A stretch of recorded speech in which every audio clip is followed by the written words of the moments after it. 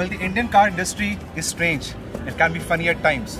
Take for instance the so-called SUV segment.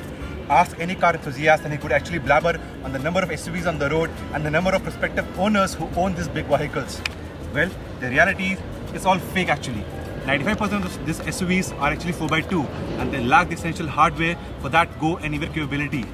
This is where you and I as enthusiasts have limited options. The Maruti Gypsy and of course Mahindra Thar. The Gypsy again is hard to get and it's a petrol version.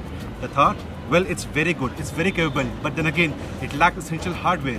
No snorkel, no differential locks, not actually high ground clearance also. So in this case, what do? What we need is actually pure raw force. The Force Gurkha 4x4x4.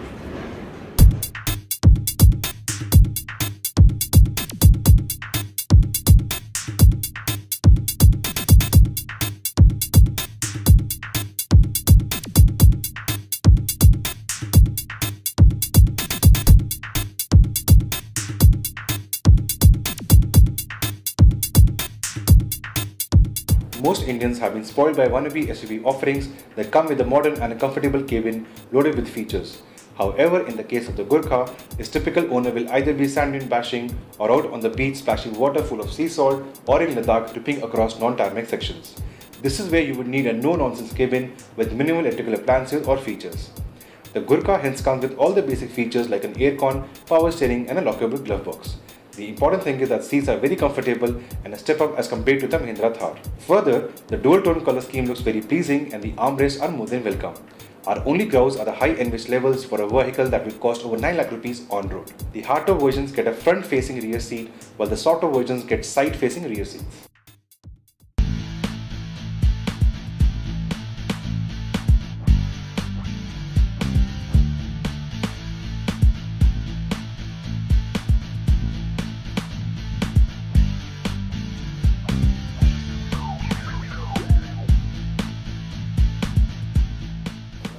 What you see here is a specially made test track for a capable SUV like the Gurkha, a track where most of the SUVs will have the tails between the legs.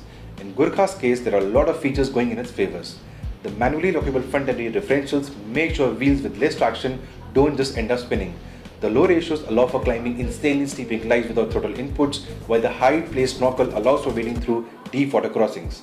Steering is low geared and helps during extreme off-roading, while the long suspension travel shows its traits while going deep into small craters. The downfall we found was the effort required to change gears, lock the differentials or while shifting into low ratios. However, the vehicle was brand new and we believe the shift action should improve after a while.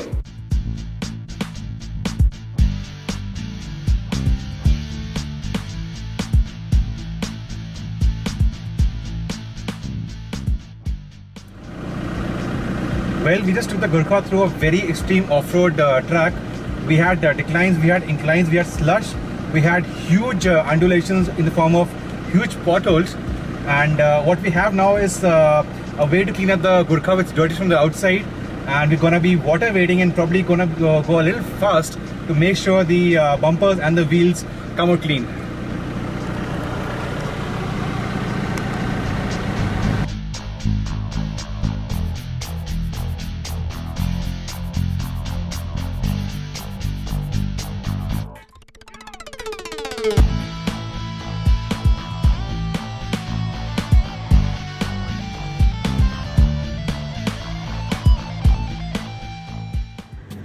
Well, today has been a long, hot and a sunny day in Pune, but a day that was well spent.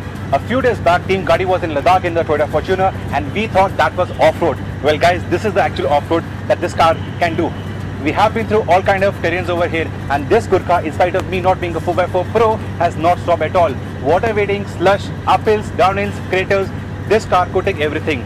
So it is not for those who already own a Scorpio or a Safari or a Ariya or a XUV. It's not for those who want features or comfort or luxury. It's for those for whom off-road matters, for whom Ladakh is a second home, for whom off-road trails, mountains, beaches, mining areas, all that matters. And in this case, all the shortcomings of this Gurkha will not matter to such owners. And that is the reason why I feel the modest target of 1000 units per year is easily achievable. With that note, it's time for me to take one more spin in the Gurkha. See you on Facebook and Twitter.